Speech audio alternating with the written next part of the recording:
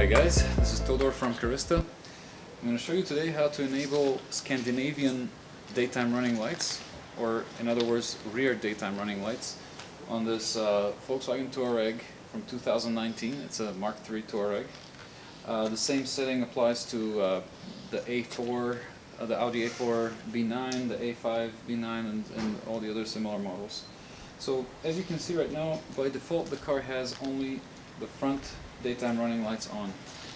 Most cars, like this one, will not have anything enabled in the back when the daytime running lights are on. As you can see, the tail lights are off.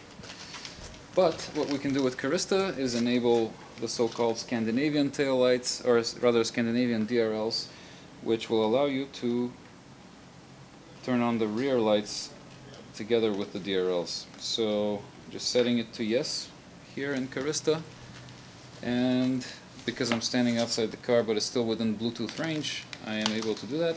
There, the lights are back on, and they'll come on every time the daytime running lights are on, and your car will get better visibility in the back. People will see you even if it's a gray day like this, and so yeah, it's safer.